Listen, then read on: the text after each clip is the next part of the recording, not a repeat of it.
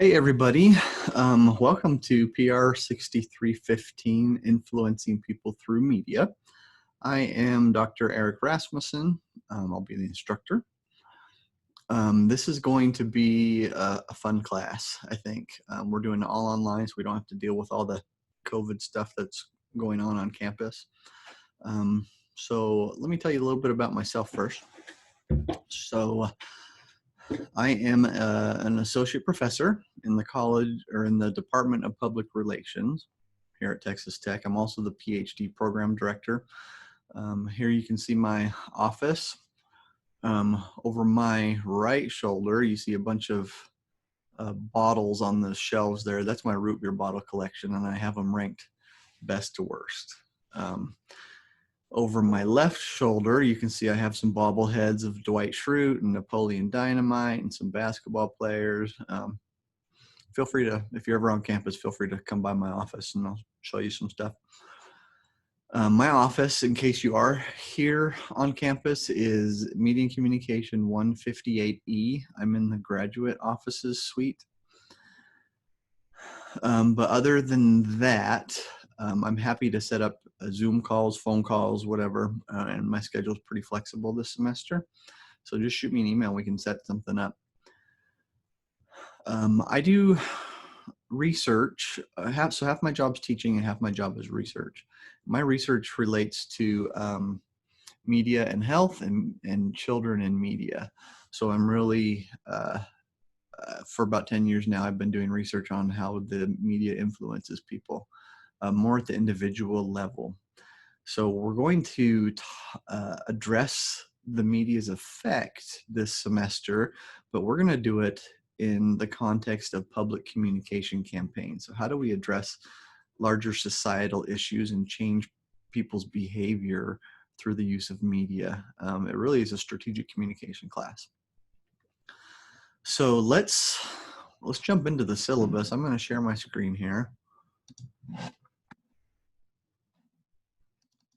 And you should be able to see this syllabus now. I don't know if you can see me. Actually, let me share my screen a different way. That way you can see me while we're doing this. All right. So the syllabus, you should have access to it. It's on Blackboard, and I believe I emailed it to you as well. So to start off, this is the generic, make this bigger. This is the generic catalog information about it, the course. But what we are going to do is we're going to talk about the theories and strategies used in the development of what we call public communication campaigns. We could call these strategic communication campaigns as well, in which we're trying to persuade people to change their behavior. So that's what we're going to do this semester. And you can look through these outcomes and methods of assessment. The first thing I want to bring to everyone's attention is this COVID-19 related announcements section. Some of these things, for in-person classes, I have to put more in here. So I took some of those in-person things out, but there are still some things that will apply to us doing an online class.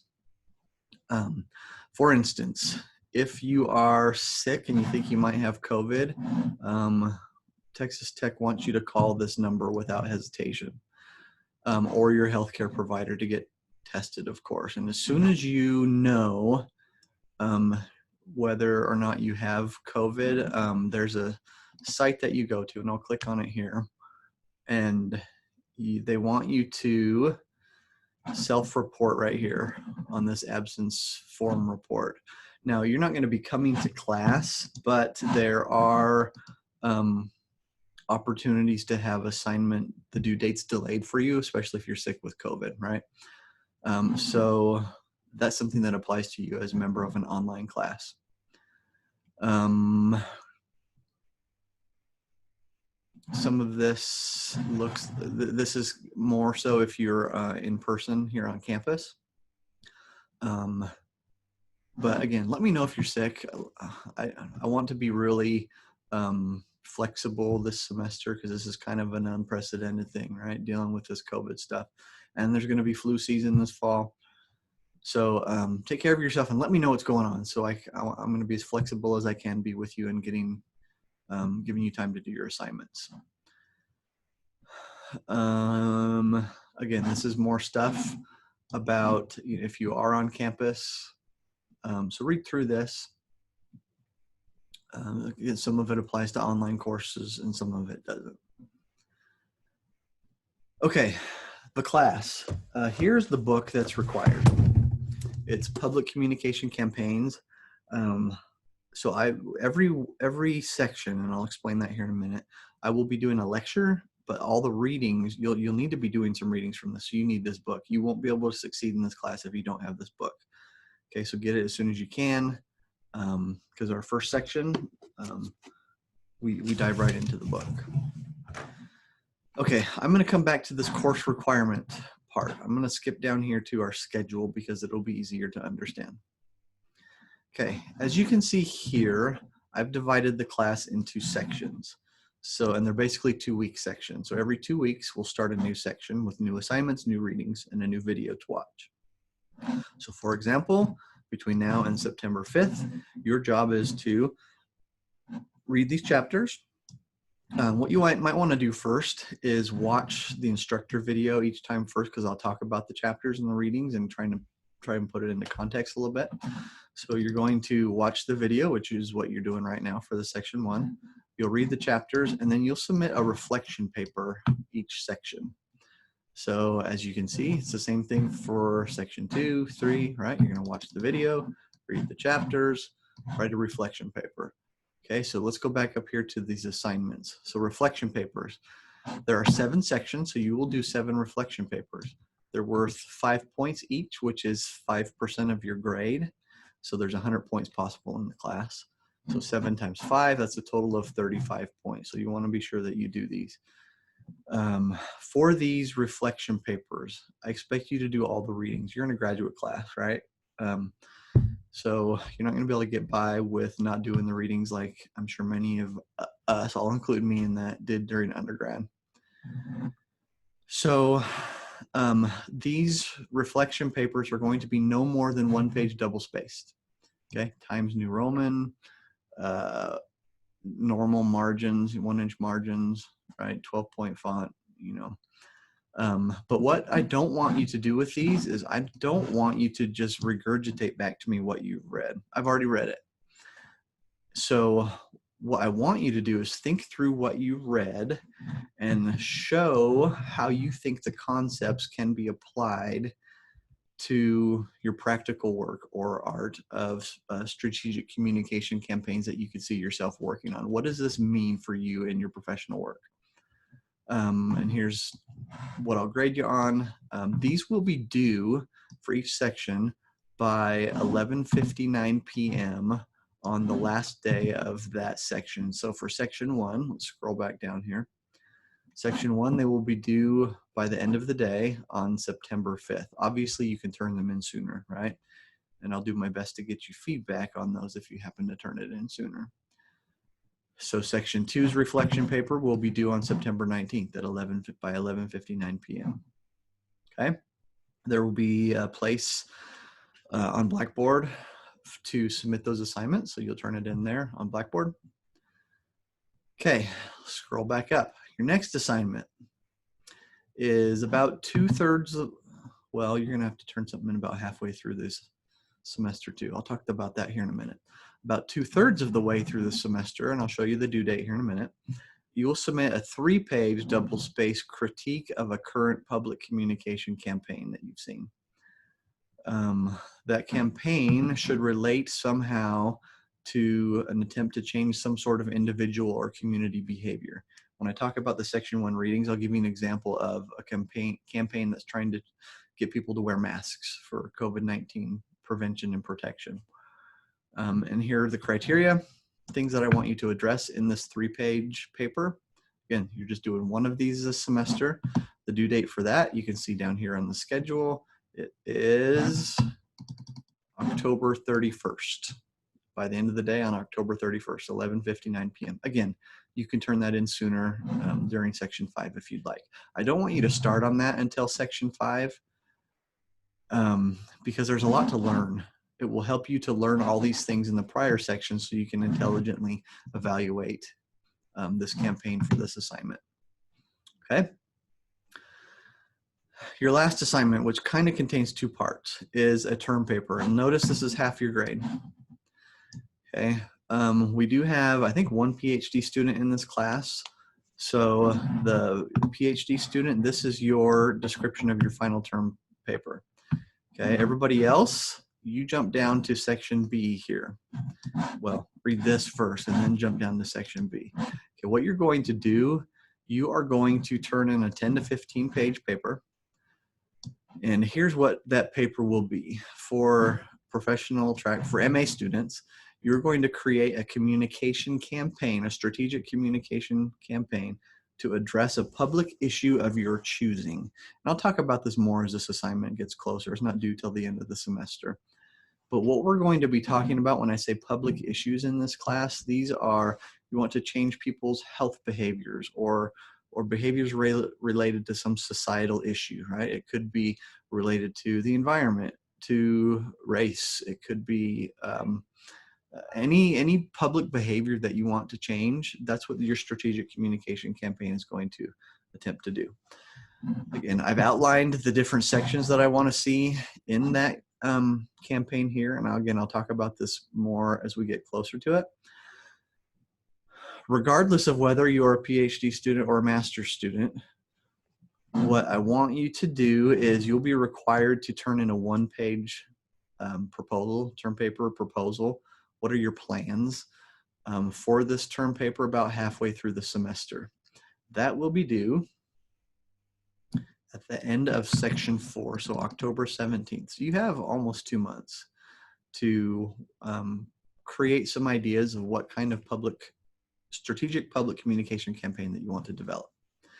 And then that is due, this is the last day of finals, December 9th. I want to make it due at 8 a.m. that day. That gives me that day to do some grading because commencement for anybody who's graduating is not too far after that. I think it's a day or two later. So I need to have time to grade things and get some grades entered. Again, earlier, you can submit it earlier than that if you want. Okay, so that's the class this semester. So really, you don't have too many assignments. You have 7 one-page papers, you have a 3-page paper, and then you have a 10 to 15-page paper. That's your assignment for this semester. Let me know if you have any questions about what we're doing this semester. Now I'm going to jump back up here and go through, well, maybe it's below here. Yep, after course requirements, let's talk about grading. I don't round up. Graduate level class, you earn what you earn. I don't give you a grade, you earn your grade, okay? So just typical grading scale. I won't accept late assignments. Now, if for some reason, 2 days before your assignment's due, you come down with COVID and you have a high fever and you can't breathe and you're in the hospital, you know, whatever, talk to me. We'll work with this, okay? No extra credits. I don't round up grades. If you have a question about your grade, just wait 24 hours, then we can talk about it. This is stuff about academic integrity. I do take that very seriously, especially for graduate students, more so for graduate students probably than I do for undergraduates, even though I do take it seriously for undergraduates. Do not turn anything in and pass it off as your own that was created by somebody else. This includes paragraphs, sentences, ideas, things that you've done for another class. Do not turn those into me for this class. Okay, I take this very seriously, and I will give you a 0 on the assignment and possibly fail you in the class, okay? If you have challenges with a disability, you need to talk to Student Disability Services now, as soon as you can, so I can be notified of the appropriate accommodations I need to give you. Again, you can look through these. There's accommodations for those who observe religious holidays. Here's some resources about discrimination, harassment, sexual violence, especially if somehow you encounter that in this class or just in your life as a student at Texas Tech. Please report. Let me know how I can help. And then we get to the schedule. So that's the class. Again, please, please, please let me know if you have any questions. Our communication isn't going to be in person. It's going to be online communication. So I won't be able to answer right away, but I will get back to you, okay? So for this week, let's jump into, or for section 1, which is the next 2 weeks, August 24th through September 5th. What you're doing right now is watching this instructor video. I'm going to jump into talking about the readings that you'll be doing, chapters 1 through 3, and we'll take it from there. So again, in the book, Public Communication Campaigns, in chapter 1, here's some things I want you to pay attention to. I want you to note that the focus of the book is really about non-commercial, or communication campaigns about non-commercial things. So these are health issues, social issues, environmental issues, these things that affect a wider swath of society. Though note that the same principles apply to commercial benefits that might come from communication campaigns, right? These same things that we're going to talk about could be used in campaigns for, to sell a product or a service. The focus, like I talked about, will be on the development of strategic communication campaigns. So we are going to be talking about research, about strategy, implementing campaigns, and how do we evaluate campaigns. I'll talk about that here more in a minute. Chapter 1 goes through a brief introduction to some of the theories that serve as the basis for campaigns that try to persuade people. Those will be talked about in more detail as we get into later readings. So notice that chapter 1 just kind of briefly introduces some of those theories. I'm not going to test you on, what does this theory say, but start to become familiar with these theories, because your final term paper project is going to be it needs to be based on some type of theory of persuasion. Okay, again, we'll talk about that more as the semester goes on. Page 5, what I want you to do there on page 5 in chapter 1 is to note that there is no what we call general public. Okay, every public that we are targeting with any type of communication campaign that we're trying to influence by using media or communication in some way is a specific public. Okay, so we don't ever distribute anything or try to persuade a general public. We are specifically trying to persuade specific public, specific segments of a public. Okay, so make note of that when you're reading on page 5. On page 6, notice what it talks about when it talks about influencers. It talks about influencers in terms of being what we call maybe a two-step flow of communication and persuasion. This is the type of communication where if I want to reach, students at a local high school, I may not be able to speak directly to them, but what I may be able to do is speak to a principal or a teacher and convince that principal or teacher to serve as a mouth for me, right? So pay attention to what it talks about in terms of influencers there. So I'm going to show you an example or two here of a couple just 15-second long videos that are part of a public communication campaign that's going on right now. So I think I'm still sharing my screen. So I'm going to go to the internet here. So this is the state of California. This is what they call their coronavirus, their COVID-19 response toolkit. And they've developed a couple videos as part of a wear a mask campaign. Okay, so I want to show a couple videos here and then just have a brief conversation about them as a way to start you thinking about how strategic communication campaigns and the end products are developed. Okay, so let's look at this first one here. Start over. I think my volume's loud enough so you can hear. Here we go. For the sweaty faces and the hidden smiles, the foggy glasses and the muffled laughs, a simple piece of fabric makes a big statement. I care. Wear a mask. Let's all do our part to slow the spread. Okay, again, that was just a little 15-second video. So let's talk about it a little bit. And we're going to contrast it to the video that we're going to watch, which is part of the same campaign. So this video was a pretty positive video, right? It talked about things that we're all dealing with, sweaty faces, fogged up glasses, muffled laughs. right? It's a pretty positive video. It's more of a what we might call a gain frame message strategy. If you do this, it shows that you care, right? Here's some positive benefits that come out of engaging in this health behavior. So this message is trying to persuade people to engage in the behavior of wearing a mask because they can feel good about it. That it shows that they care, right? Now contrast this with this next video.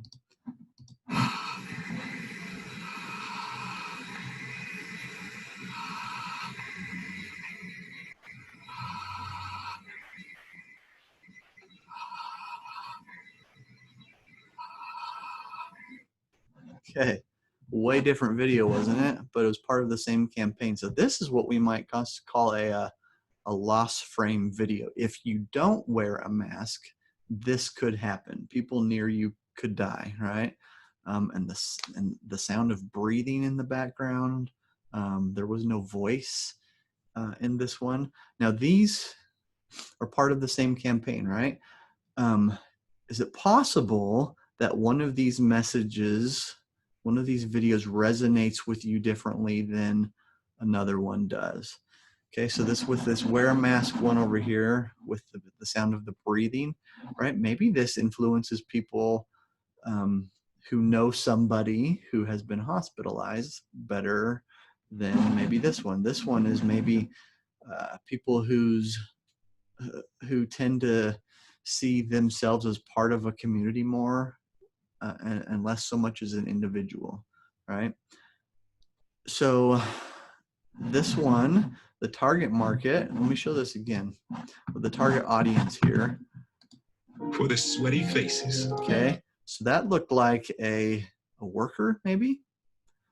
This one, this clip here. And the hidden smiles. The foggy shows a family. Glasses and the muffled. So that looked like maybe a college student. This maybe looks like a college student or a health professional.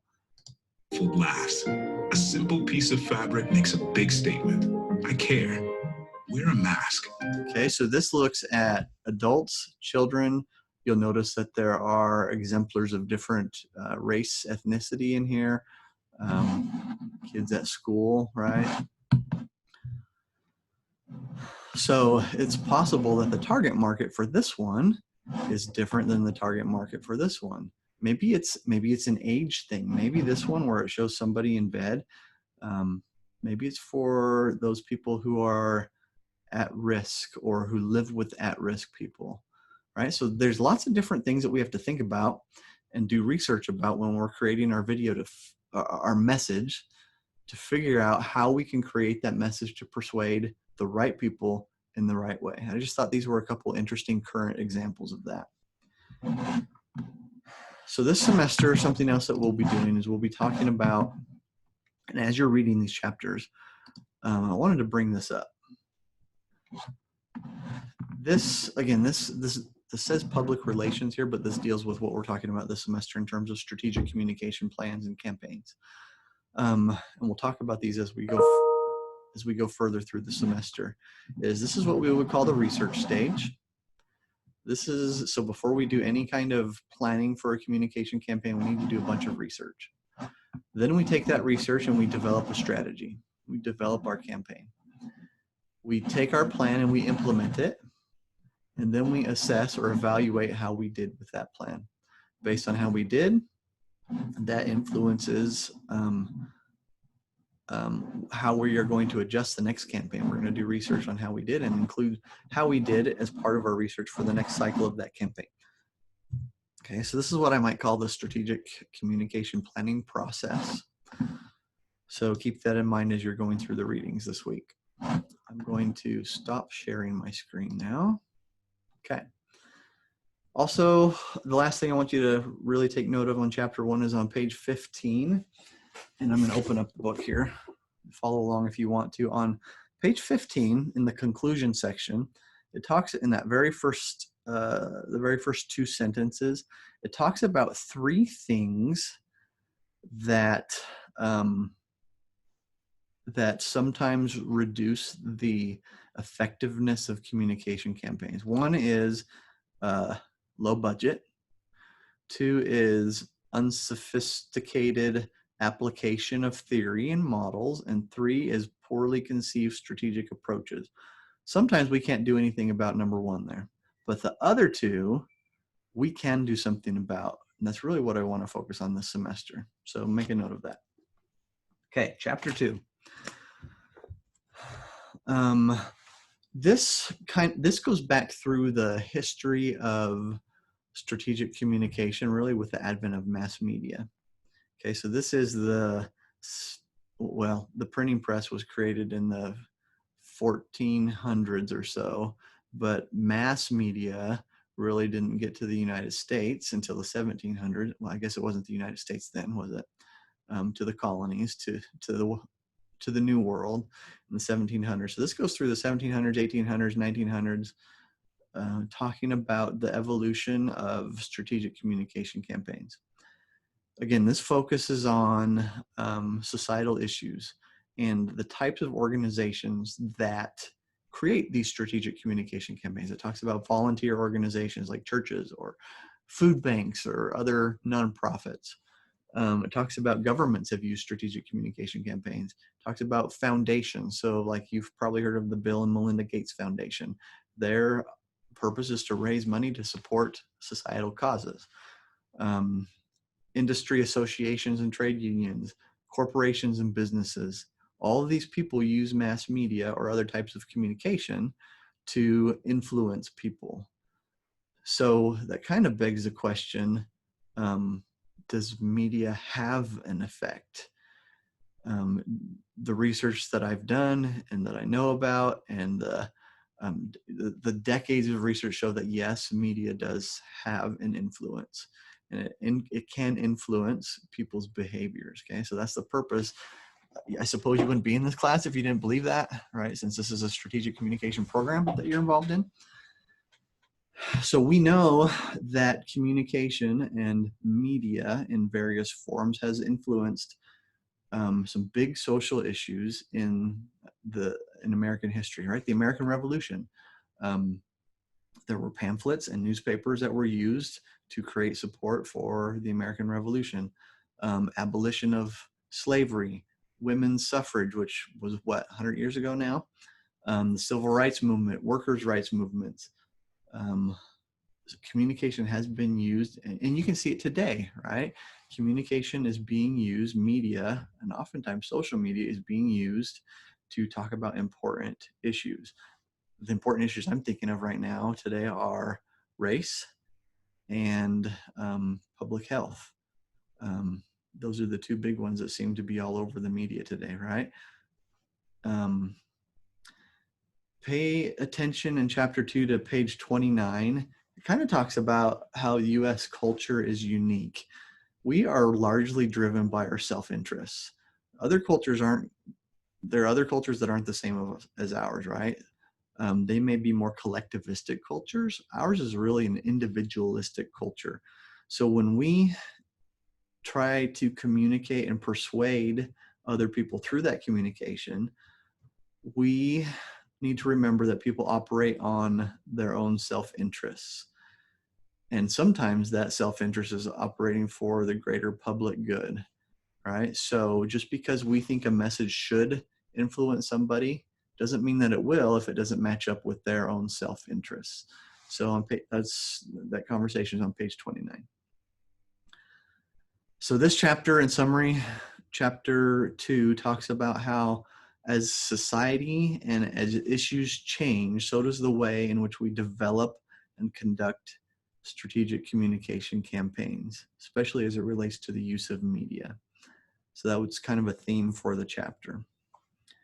Chapter 3, on page 38 and also on page 46, it talks about how the media's influence on us relates to our social circles.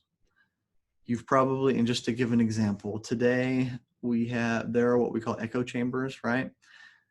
What that means is that we listen to often and communicate with often only with like-minded people.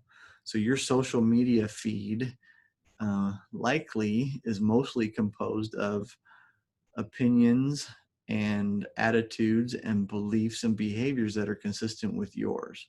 Can you think of a time maybe when you've deleted somebody or blocked somebody or unfollowed somebody because their ideas were so contrary to yours that you couldn't handle it anymore? I've done that. Okay, so we live in these echo chambers. So the communication that we receive, to which we are exposed through media, is often translated through the influence of our social circle. Maybe we've had conversations with family members or friends about an issue.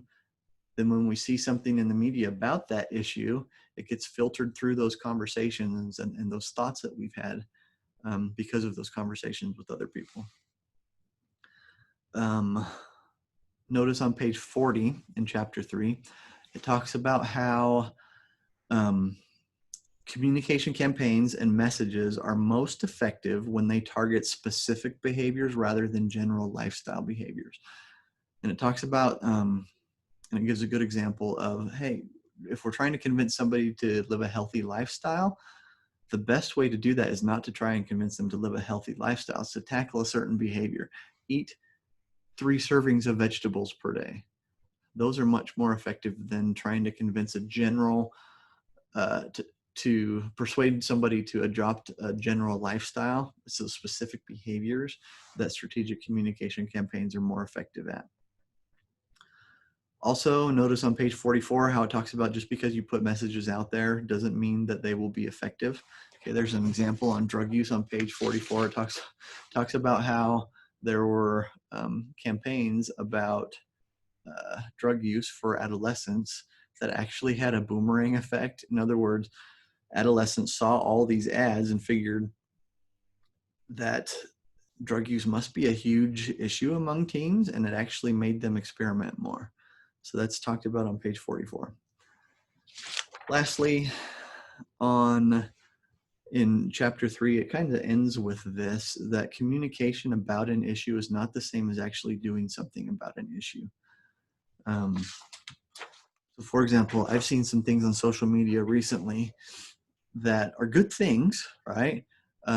Take a picture of yourself and post it on social media to support this cause, or share this post about child trafficking to support this cause, to raise awareness to it, right? And we feel good about ourselves for sharing or posting those types of things.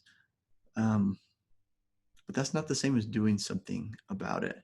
That's not the same thing as contributing our time or resources to a cause. So make a note of that simple communication about something isn't the same as doing something about it. So that'll get us through section 1, chapters 1, 2, and 3. You will write a reflection paper on these readings. I've tried to guide your thinking a little bit about here as you get into these readings. Take some time to really think about it. Don't rush through it. That's why I've set these up in 2-week sections to give us time to really digest this. Don't put it off till the end. Really think about this. Really think about how these topics and these concepts might influence the work you see yourself doing, or maybe that you're currently doing. Again, if you have any questions, let me know. The best way to get a hold of me is through email, which you can see in the syllabus. I look forward to a great semester and enjoy the section 1 readings.